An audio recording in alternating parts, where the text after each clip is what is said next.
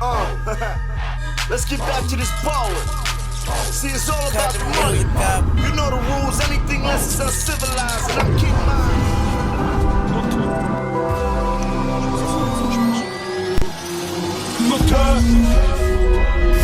So, genau. Ich hab's. Also, ja, warte noch, hat man Stopp. Nein, doch nicht. Okay, wir können aufnehmen.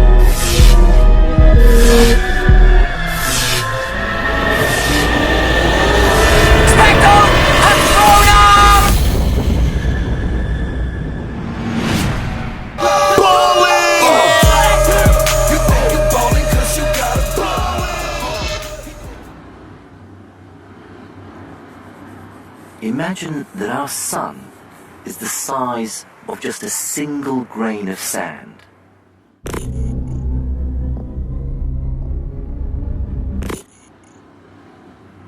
Now, our sun is just one of a multitude of stars. It's surrounded by over 200 billion of them in our own Milky Way galaxy alone. Our sun is just a speck in the vast beach of stars. But the Milky Way galaxy is in itself just one of 100 billion galaxies scattered throughout the cosmos.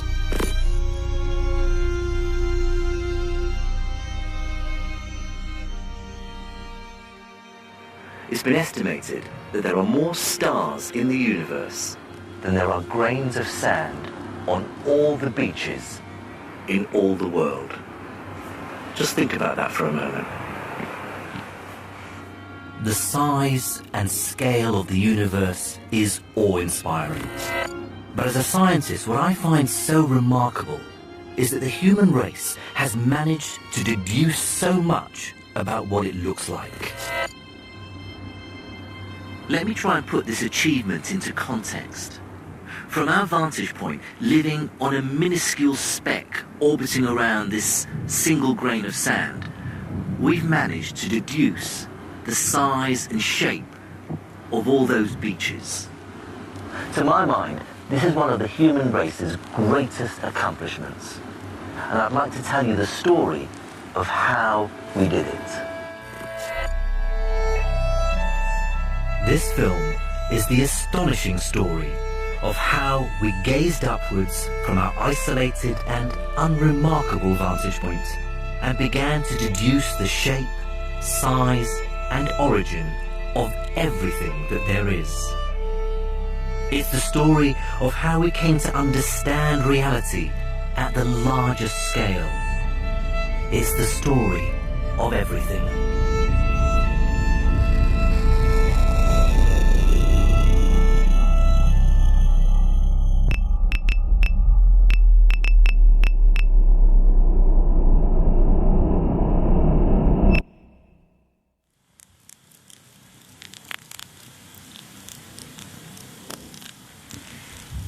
I want you to pause for a moment and think about this one basic question.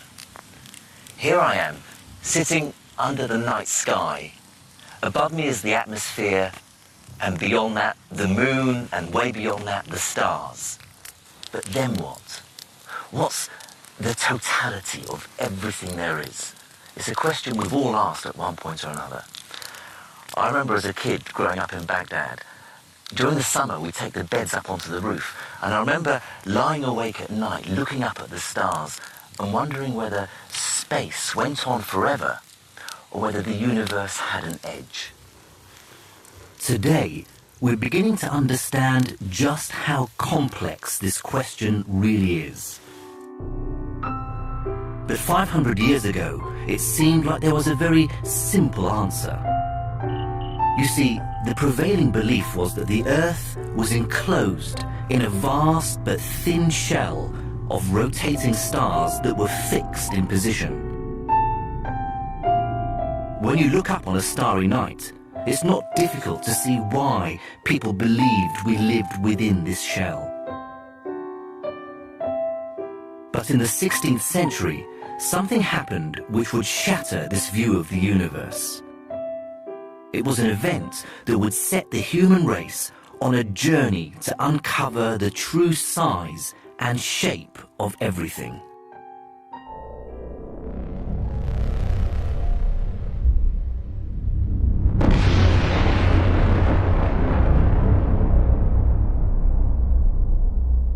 This is a Type 1a supernova, an exploding star. It's an event of almost unimaginable scale. It shines 5 billion times more brightly than our own sun. In 1572, a supernova like this would have become visible on planet Earth. At the time, it was known simply as the phenomenon. And to anyone who saw it, it must have been an extremely shocking and mysterious sight. This new light in the night sky shone more brightly than Venus, and even became visible during the day. It's not surprising, then, that many sought a religious explanation for this bizarre and troubling event. One possible interpretation of the new star of 1572, which was put forward by some intellectuals, was that this is the star the wise men saw 1,570 years earlier. It's the star that shone over Bethlehem, and it's now returned.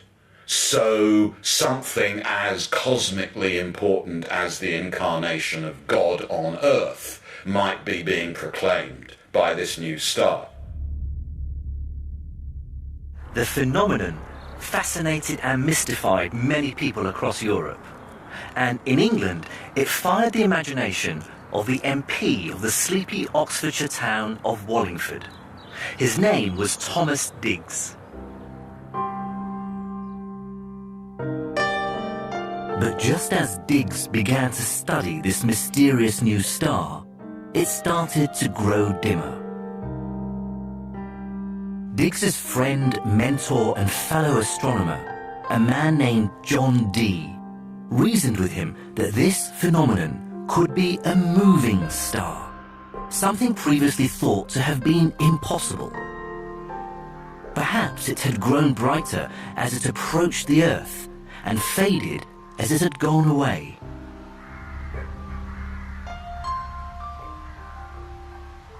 Now, although this theory was wrong, it got Digges thinking about the true nature of the stars that surround the Earth. It began to seem very unlikely that they were all arranged in a vast, thin shell. Maybe this apparent shell was just an illusion. It would take Thomas Digges another 4 years before he published his strange idea. And when he did, it was in the form of a simple diagram, added to a translation of the works of Nicholas Copernicus, the man who'd first argued that the sun was at the center of the universe. Have a look at this. On this side is Copernicus's model. Absolutely revolutionary. He has the sun at the center with the Earth in orbit around it, along with the other planets. And then the outermost shell is that of the fixed stars, the stellarum fixarum. On this side is Digges's diagram, included in the English translation. Exactly the same, but he's taken Copernicus's stars out of their fixed shell and scattered them out into endless space. Digges's diagram was describing a radical new picture of the cosmos. One where the stars in the night sky now existed in an infinite space.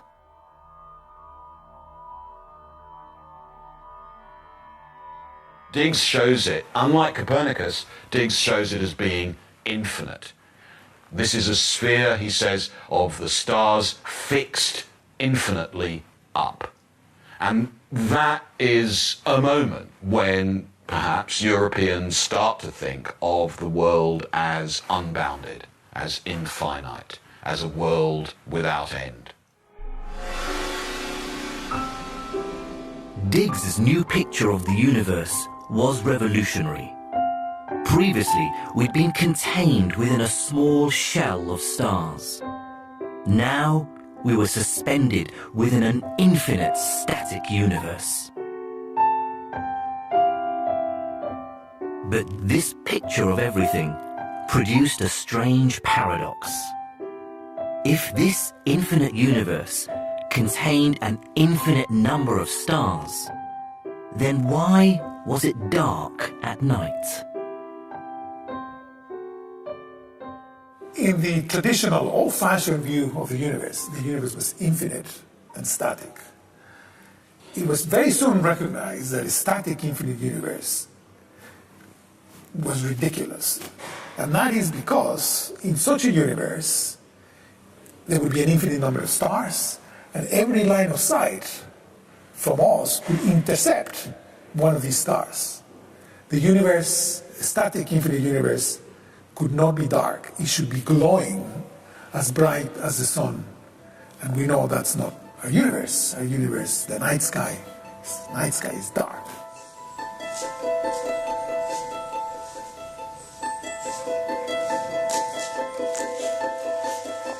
Although Thomas Digges first raised this question, the problem came to be known as Olbers' paradox. As simple as the question sounds, it would take until the 20th century to find a truly satisfactory answer for why the night sky is not as bright as the day.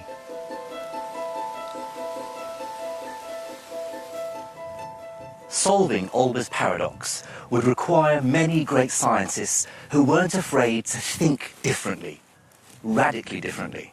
You see, solving the paradox is all about understanding the shape, size and origin of everything there is.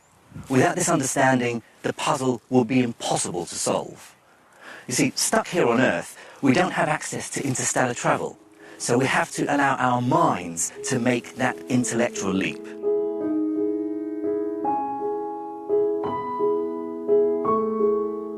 By simply looking up, Digges and his contemporaries had begun a scientific journey to understand what everything might actually look like. But for 200 years after Thomas Digges' insight, little progress was made in understanding the most distant reaches of the cosmos. At the end of the 18th century, however, all that would change. Until the end of the 1700s, everything that lies outside the solar system is, for astronomers, pretty uninteresting. Astronomy until then was the science of our system, of the Earth and the planets, satellites and comets. And the stars were a kind of glorified and rather interesting backdrop. This changes around 1800.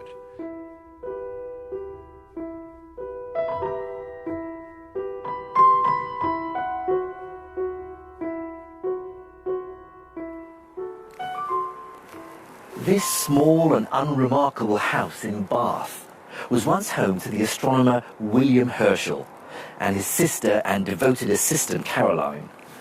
Together they would develop and build a new generation of telescopes that would allow them to see further out into space than any human had ever done before. William Herschel was born in Hanover, but moved to England in 1761 to pursue a career as a musician and composer. But he soon developed a passion for astronomy and began building telescopes in his spare time.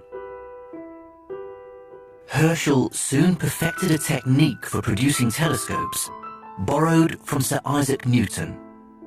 The telescopes used metal mirrors that were capable of capturing much more starlight than the glass lenses that were popular among other astronomers.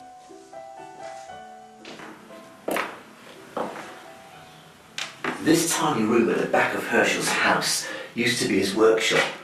It was here that he'd smelt various metals together in the furnace to make the reflecting mirrors for his telescopes.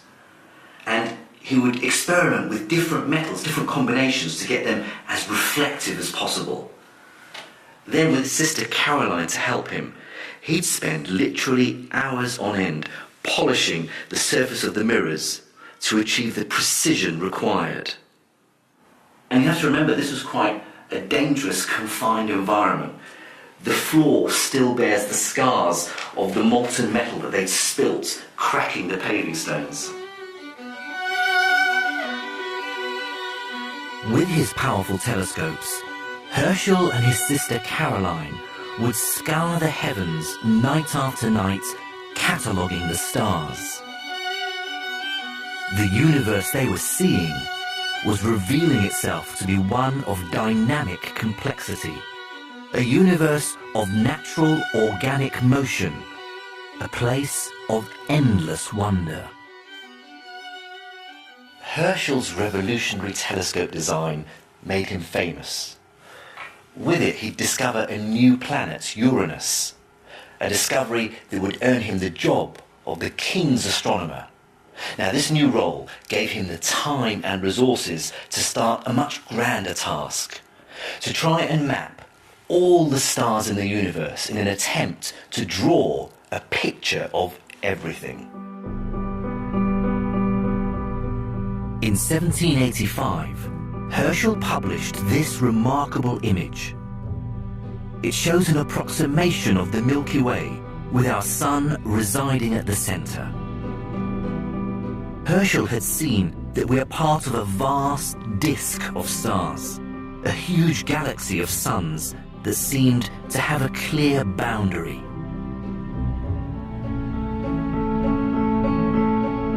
It appeared as though Herschel's craftsmanship had actually allowed him to see to the edge of everything.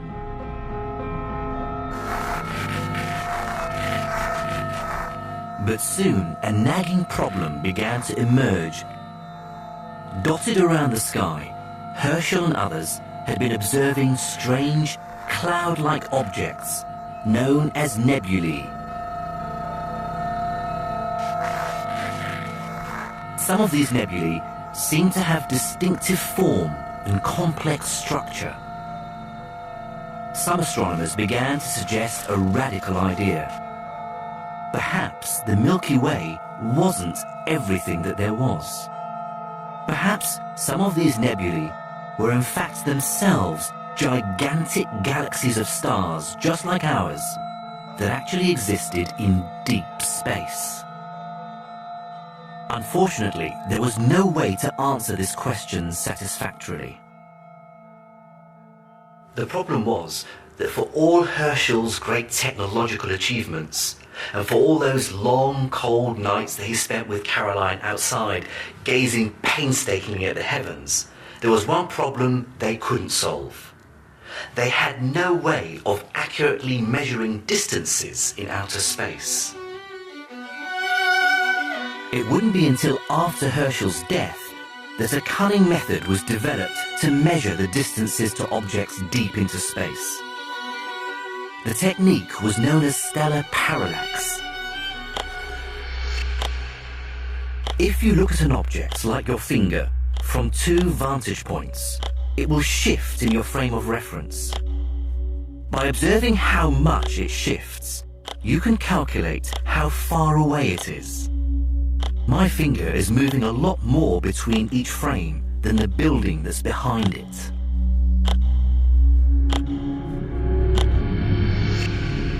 Now, an astronomer called Friedrich Bessel worked out that if you took images of stars when the Earth was at either side of its orbit around the Sun, it would be possible to actually see the stars shifting. By observing how much they shifted, you could then work out their distance from us.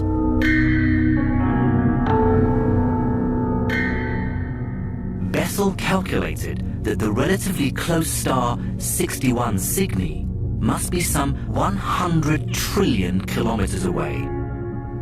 But amazing though this technique was, it was still very severely limited. The diameter of the Earth's orbit is 300 million kilometers. This means the parallax method can only measure objects out to about 300 trillion kilometers.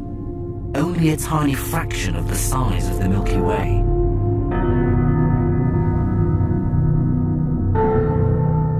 It soon became clear that there was plenty in the heavens that was practically impossible to measure, particularly those mysterious nebulae. They would remain an enigma until the beginning of the 20th century, when they ignited a great debate. One group of astronomers agrees that there is only one galaxy, ours, the Milky Way, and everything else we see, the globular clusters, the nebulae, are all somehow inside that galaxy. Then there are other astronomers who argue no, many of these nebulae are themselves giant island universes, unimaginably far away from us. There was evidence on both sides. This mystery remained a source of bitter debate until the beginning of the 1920s. The woman who would help solve the problem is one of the great unsung heroes of science. She worked at the Harvard College Observatory, and her name was Henrietta Leavitt. Leavitt's job was to count and catalogue the stars, producing images from observatories around the world. She was a brilliant scientist who loved her work. This is one of the photographic plates of space that Leavitt worked with. You can see her bright marks highlighting tiny details within the image. With meticulous care, hundreds of subtle features of stars have been noted.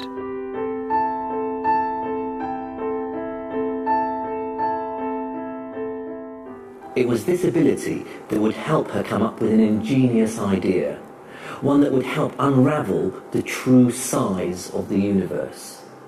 The idea rested on finding an objective way of defining the true brightness of a star. Leavitt became fascinated by a type of star known as a Cepheid variable, which pulses in the night sky. Her breakthrough was discovering that their brightness was precisely related to the speed they blinked. Let me explain. These two stars are blinking at the same rate, which means they should be exactly the same brightness. If one star appears dimmer, you can then calculate how much further away it is than the brighter one. Leavitt's method meant that she knew the true brightness of the Cepheid variables. She'd found a method to measure the distance to stars that lay far beyond the reaches of parallax. But without access to a telescope, she could go no further with her work. She was forbidden from working in the supremely male-dominated world of the observatory. But her discovery now gave astronomers a tool to measure the distances to the mysterious nebulae. The idea that our Milky Way might contain everything that existed was about to crumble. The scale of the universe is really only understood amazingly recently. In the 1920s, it was absolutely plausible that the universe consists of one galaxy. And some of the best astronomers in the world, in the US, for example, seriously held that view and had good evidence that it was true, and they were wrong. The evidence to finally settle the great debate would be found thanks to the powerful new Hooker telescope being built at the Mount Wilson Observatory just outside Los Angeles. Using this incredible piece of technology, and Henrietta Leavitt's ingenious method for calculating distance, a young astronomer would make a discovery that would change our view of the universe and forever immortalize his name. The astronomer was called Edwin Hubble. Hubble was a very different kind of scientist to Leavitt. He was a larger-than-life character, extrovert with a huge ego, but he was still a hugely talented and visionary scientist. He was born and grew up in America, but spent some time in England, and this seems to have had a lasting impression. because he'd be heard walking around the observatory shouting things like, "By Jove," and "What's ho?" in a completely over-the-top British accent.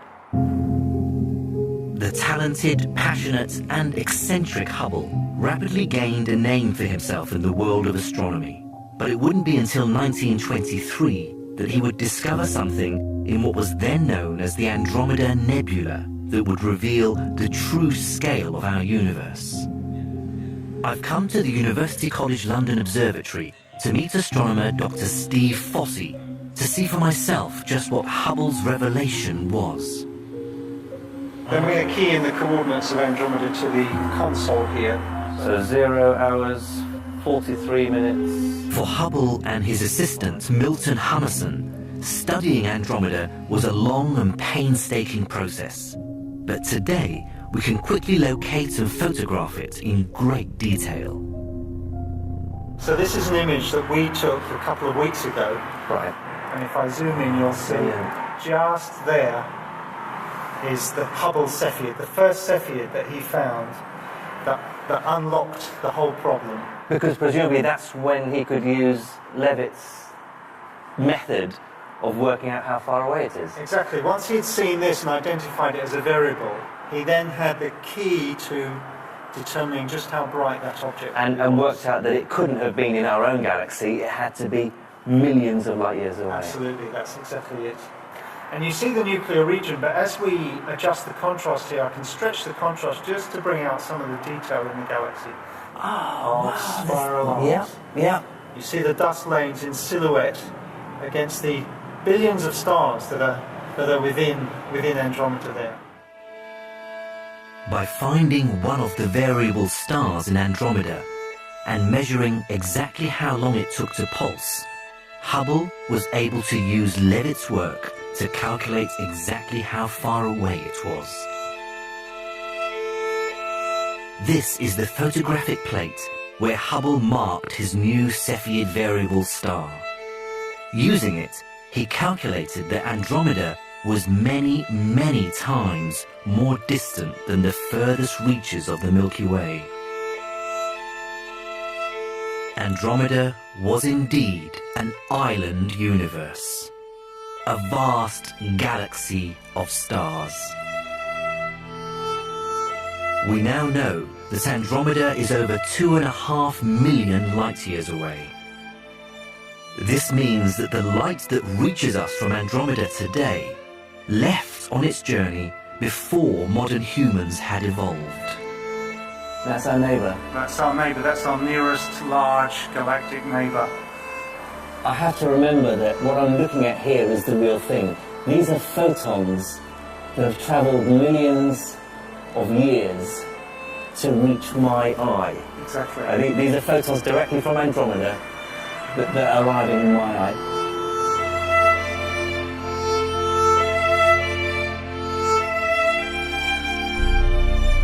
Today, we have the power to see Andromeda as Hubble had only dreamed of.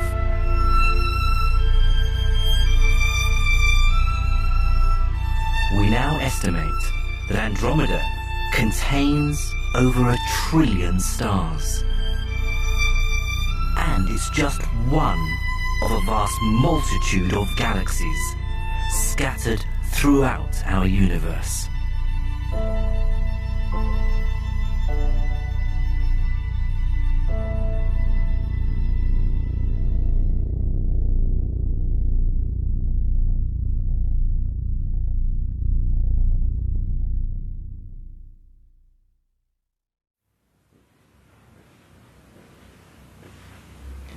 In 1923, the universe had been the size of the Milky Way. By 1924, the space that surrounds us had been revealed to be billions of times bigger and home to almost unimaginable cosmic complexity. Hubble had shown that there are a multitude of galaxies outside of our own, and had pushed back the boundaries of the universe. But he'd not seen an edge of space. He had not seen everything. There was still no clue as to how big our universe was, or even what shape it might be. To understand the strange truth about everything would require more than just observations. It would require mathematics. A powerful new type of mathematics that will be able to describe the bizarre properties of space itself. When you're trying to understand the universe, it's easy to think what you do is you make lots and lots of observations, you see what's there, and then you fit it all together into your grand picture. But the problem is, unless you have some sort of idea what the picture should be, you don't know what observations to make, you don't know what's significant. And throughout the history of science, every so often someone has to come up with a new mathematical idea. The new mathematical ideas about space were so weird, so far removed from common sense, that it would take over 2,000 years and the genius of Albert Einstein to formulate them. But when they were ready, these strange new types of mathematics would lead to a revolution in our understanding of the space that surrounds us.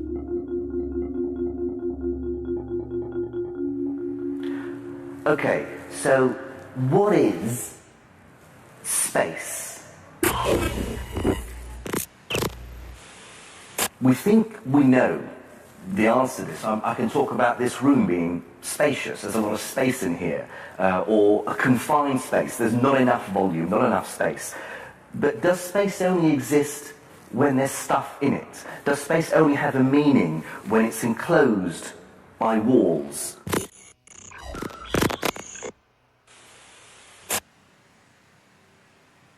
Think of the distance between two objects.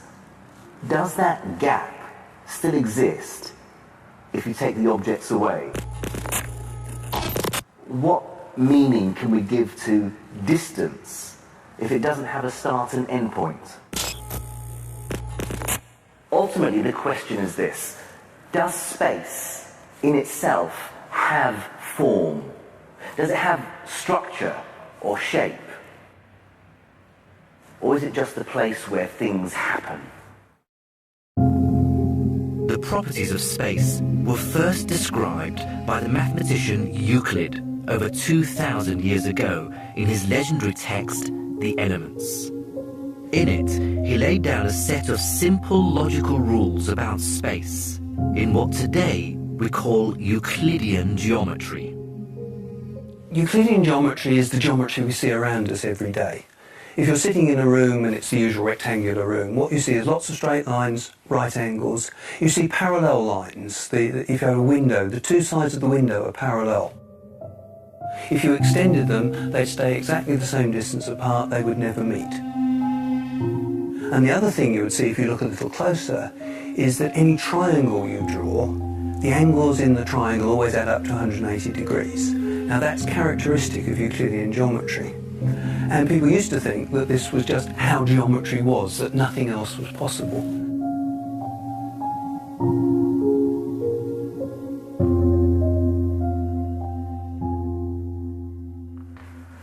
For Euclid himself, and for almost all mathematicians for the next 2,000 years, these rules weren't just true mathematically.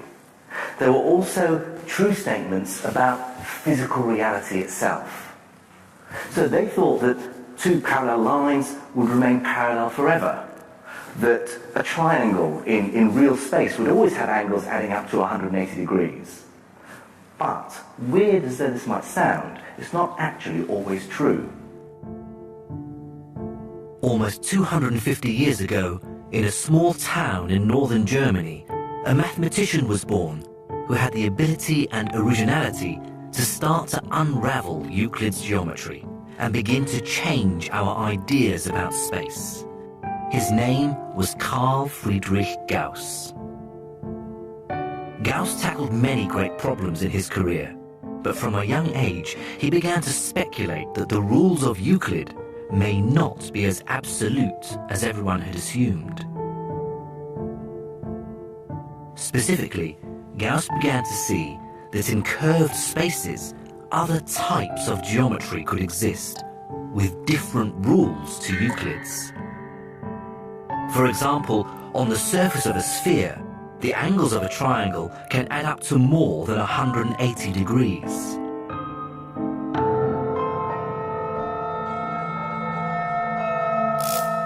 Many others would refine and develop Gauss's ideas, but one of his greatest achievements will be to give us a cunning method of accurately measuring curvature. It would become known simply as the remarkable theorem. Let me explain with this globe. You see, we can see that it's three-dimensional because we can stand back and look at it. But what if you were an ant stuck on the surface? How would it know that that surface is curved? So imagine you're the ant and you start off at the North Pole, and facing south, you move down towards the equator. At the equator, you still face south and you shuffle sideways along the equator. Then you reach a certain point and then you start walking backwards, so you're still facing the same direction, and head back to the North Pole. Now look what's happened here. You've been pointing south all the way round, and yet when you arrive back at your starting point, you're facing in a different direction. Understanding this gives us a way of calculating the curvature of a surface without ever leaving it. This was an amazing insight, but it only applies to curved surfaces, which are two-dimensional. It would take a brilliant student of Gauss's, Bernhard Riemann, to develop these ideas in a way that could be applied to the three-dimensional space that surrounds us. It would be a daring, outlandish, and to non-mathematicians absurd sounding concept. Aged just 26, Riemann encapsulated his strange new ideas about geometry in a lecture that was to become legendary among mathematicians. In June 1854, Riemann delivered his lectures to an enraptured audience. In them, he detailed how he'd taken Gauss's ideas on curved surfaces and generalized them, so that they applied not only to curved two-dimensional surfaces, but the curvature of space in any dimension.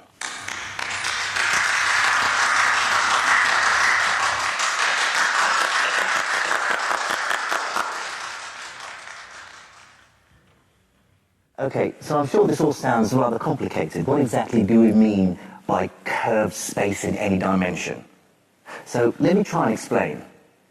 Here's the thing, Gauss talked about curved two-dimensional surfaces. Well, here we have a sheet of paper, and it's two-dimensional. So if I curve it, we can visualize and see this curvature, but only because it's embedded in 3 dimensions. Now, what if we curved 3 dimensions? Presumably, we'd need a 4th dimension. But how do you get to this 4-dimensional space?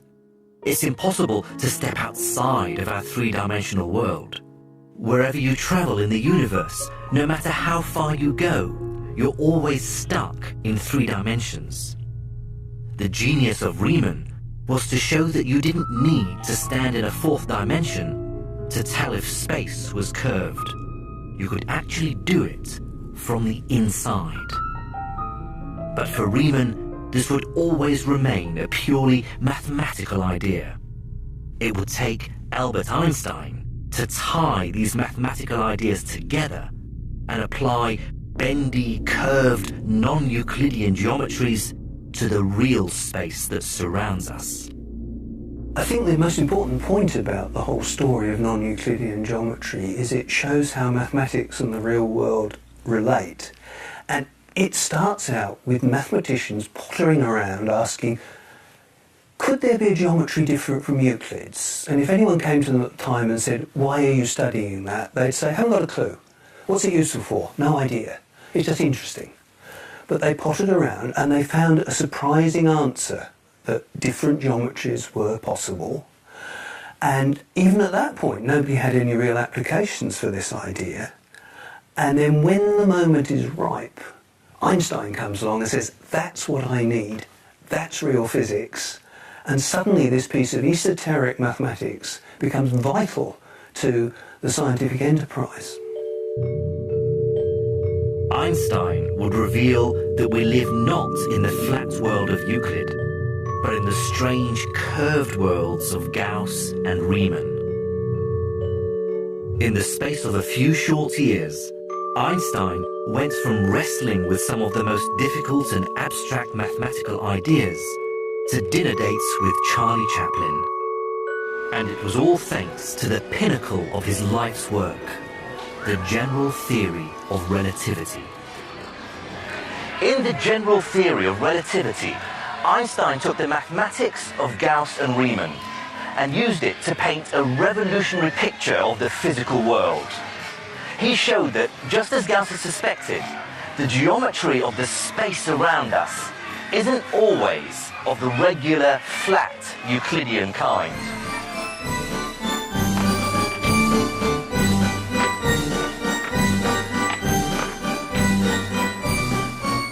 But if space is bent and warped all around us, surely we must be able to observe that this is the case.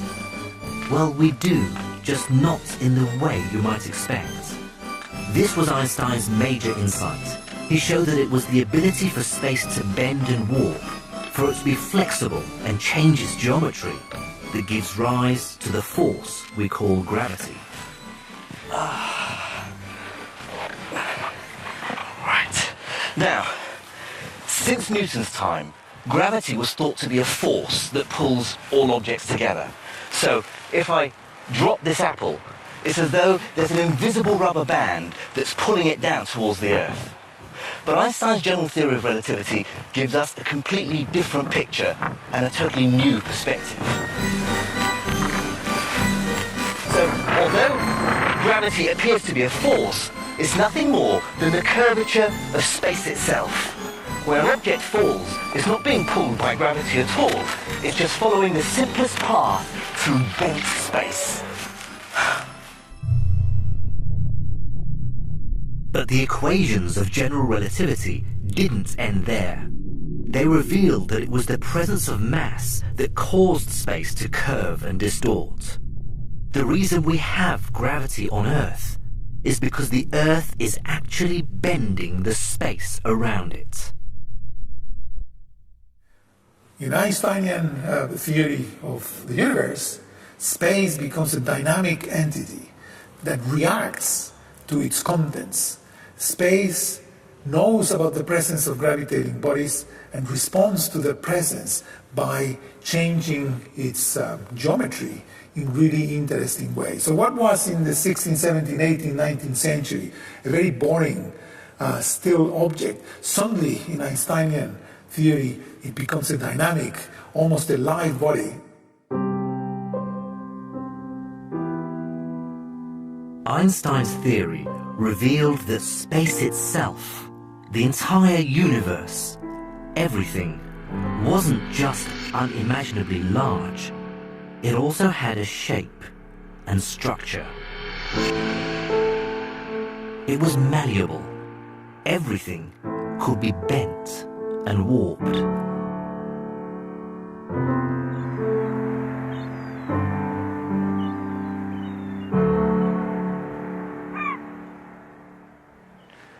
Gauss, Riemann and Einstein had between them come up with a description of how the space and time we exist in can be warped. They showed that space and time are not the fixed, unchanging stage on which the actions of the universe are played out. They're actually part of the performance.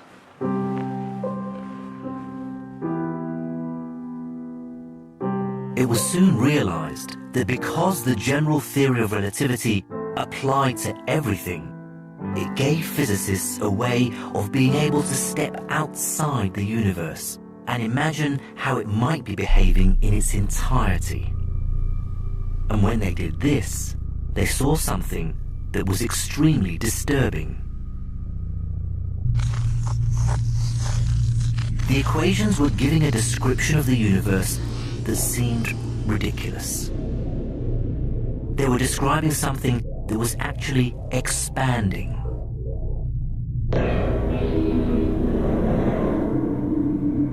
It seemed preposterous that the entire universe could be some sort of moving, organic, expanding entity. It was such a strange prediction that even Einstein refused to believe it.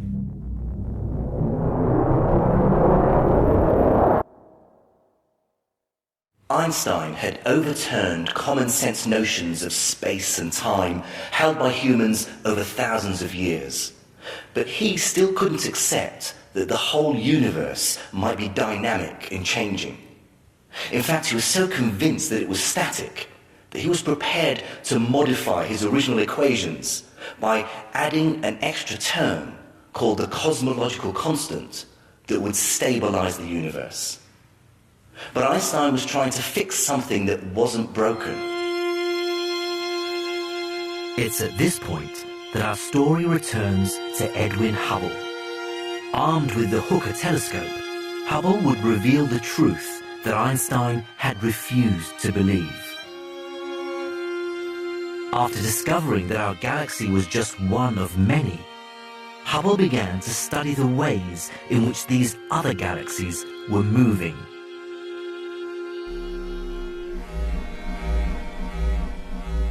Hubble knew that as a light source approaches us, the light wave would become compressed and appear blue. If an object was receding, the light waves will become stretched out and appear red.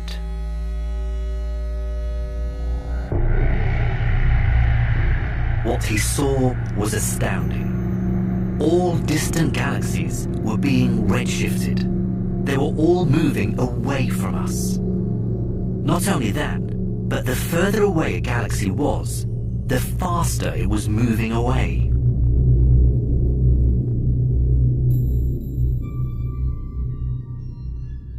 Hubble's observations and Einstein's general theory of relativity were in agreement.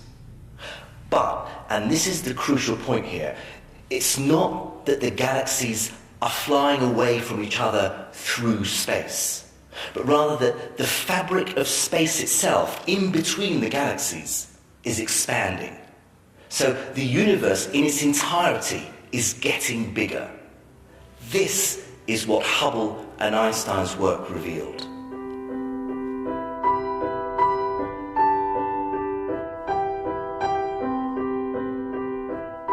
Einstein soon visited Hubble to see the data for himself.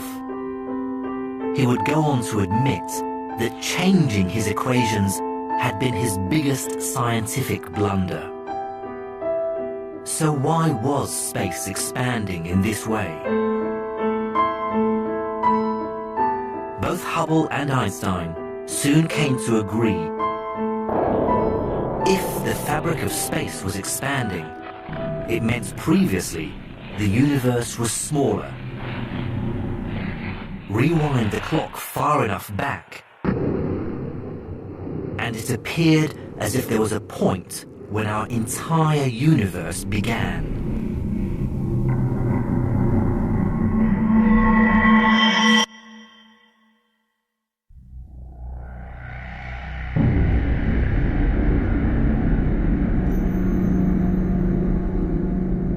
The data were pointing towards a moment of creation.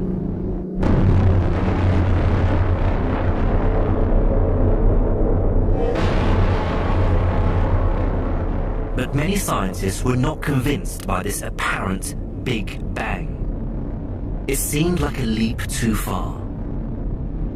But there was one piece of evidence that had the power to convince everyone.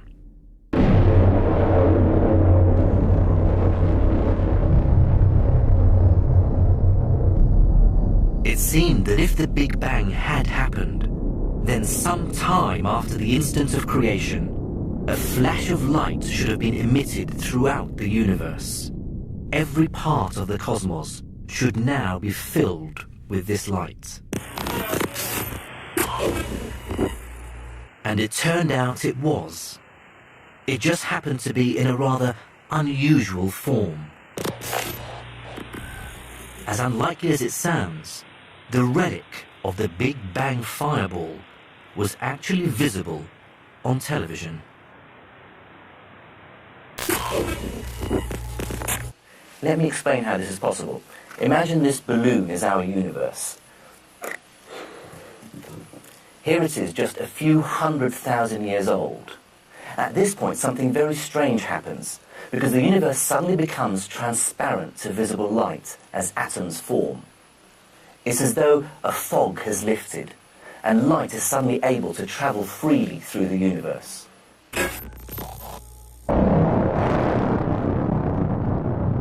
At every point in space, photons began to travel unimpeded, and the entire universe is filled with a blinding light. But this light, released in the hot turmoil of the early universe, didn't stay bright forever. As space expanded, it stretched through the spectrum from visible light down into microwaves. And it's these microwaves that get picked up by television aerials. Incredibly, almost 1% of this static is the afterglow of creation itself. It's the stretched out remnants of the very earliest light in the universe.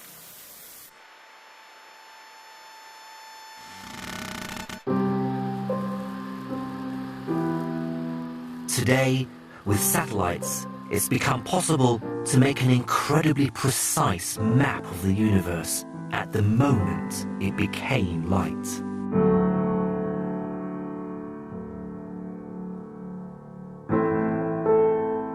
This is the fossilized light of the first dawn. Convincing evidence that the universe had a beginning. Using the microwave radiation, cosmologists could even date it. Our entire universe is 13.7 billion years old. This beginning of everything will be the final piece of information needed to answer the question Thomas Diggs had first posed over 400 years ago.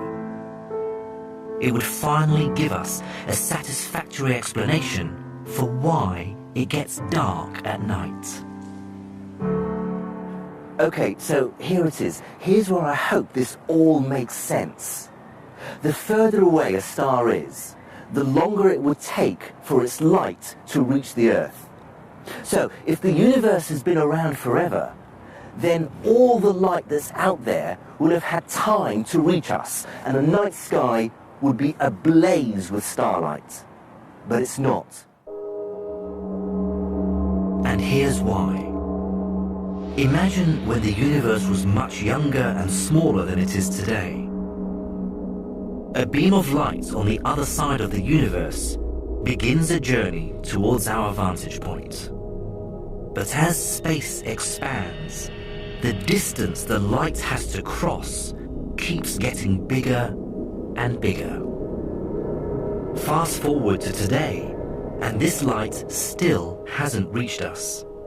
So no matter how hard we look into the sky, we simply won't be able to see it. We can only see the stars whose light has had time to reach us in the 13.7 billion years since the Big Bang. This region is known as the observable universe, and there are not enough stars here to light up the night sky.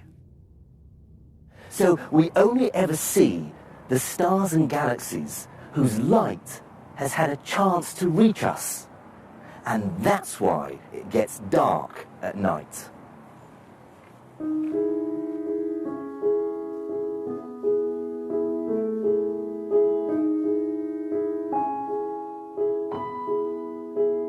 The simplest of facts that we take for granted, that the sky at night is dark, is in fact incredibly profound. It took 200 years of theorizing, of thinking. It took the development of general relativity before we could understand why the sky at night is dark.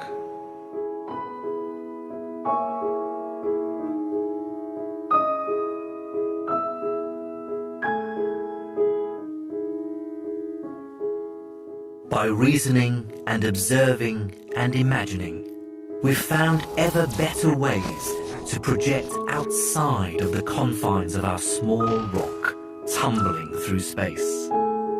We've become ever more skilled at creating pictures of everything.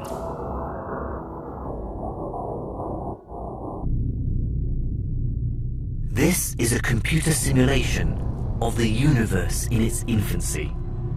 Using it, we can see how the force of gravity has shaped the universe over billions of years.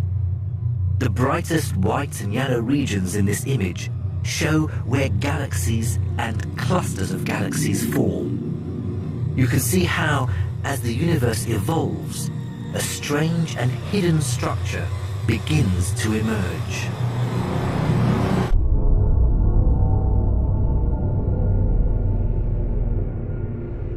This is the cosmic web. It's our best picture yet of what everything might look like at the largest scales.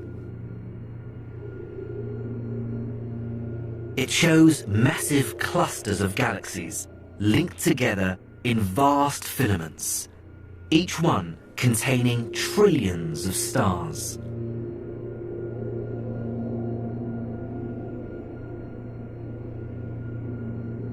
Its scale is sometimes difficult to appreciate, but it would take light almost 10 billion years to cross the distance in this image.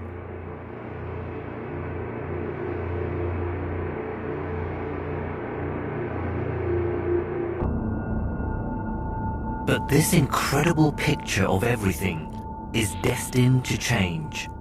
We're starting to understand that in the distant future, the universe will become a terrifyingly bleak and desolate place. In 1998, a team of astronomers published a paper in which they looked at supernova explosions in distant galaxies. They were hoping to measure very accurately how fast the universe was expanding. Now, they expected to find that the rate of expansion was slowing down, just because of the pull of gravity of all the matter in the universe. But they were in for a big surprise. The universe was getting bigger faster. The rate of expansion was accelerating. There seemed to be some mysterious force pushing everything apart. We still don't understand its origin, but it's been dubbed dark energy.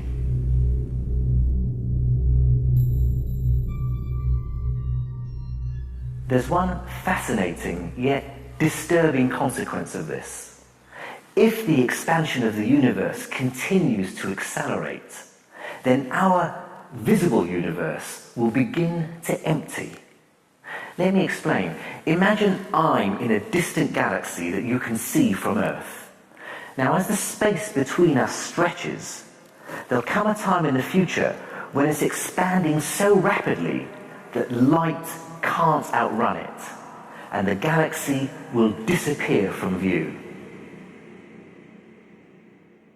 What this means is that far into the future, some 100 billion years from now, if intelligent life forms still exist in our galaxy, they'll look out into space and see only the stars in our own Milky Way.